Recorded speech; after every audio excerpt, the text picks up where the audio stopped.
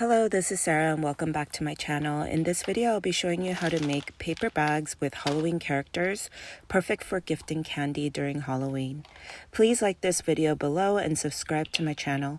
These Halloween characters are a free template and you could find them linked below the video.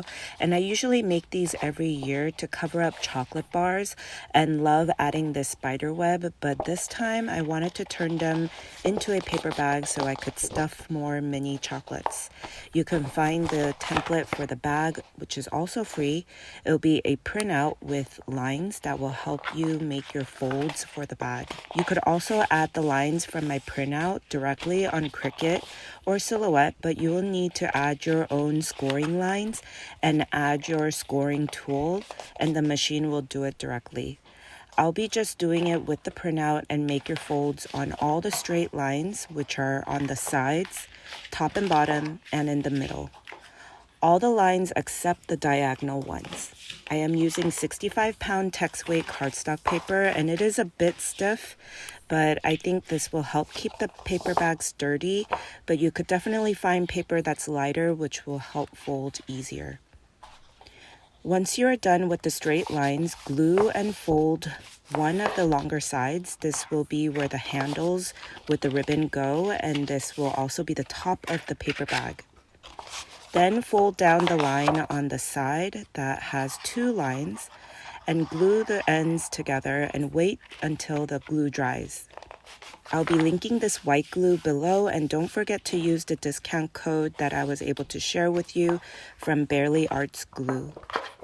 You could refold some of the side folds to see what the bag will look like, but flatten it back and place it near the printout template and use the diagonal lines on the printout to guide you to fold the corners on the bottom like a triangle.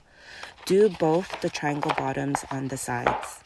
Then fold up the bag and bring in the triangle folds on both sides and fold in the bottom straight lines on the triangle folds.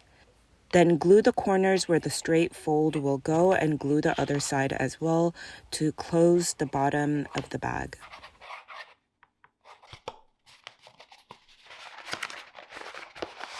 Then cut those character faces.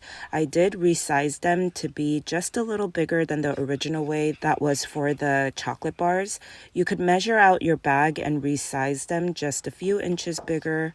You could also cut these by hand. The Frankenstein will have this shape for the hair, and I'll be adding the face.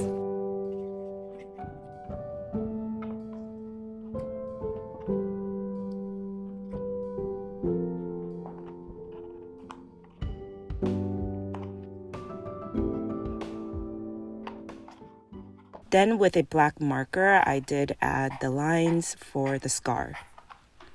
Next, hole punch the sides to add your ribbon for the handle of the paper bag. You could also do the traditional way and add the ribbon in the front and back, or you could string your ribbon through to fully close the bag, which I'll be showing you different ways next.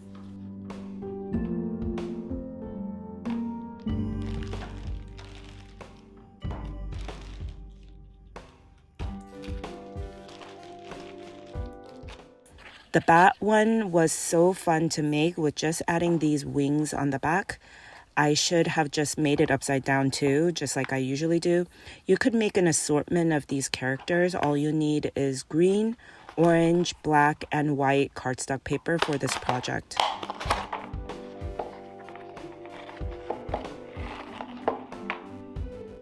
Next will be the mummy. I cut small strips of white cardstock paper about an inch or less in width and glue the strips randomly along the black paper bag.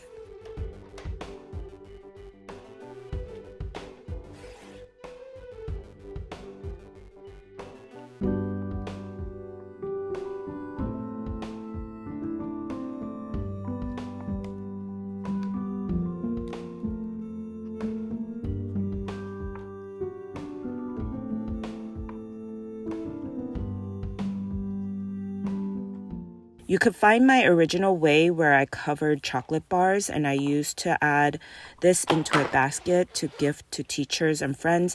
I also do this for the holidays, and you could also use this paper bag and make these Christmas characters for the holidays.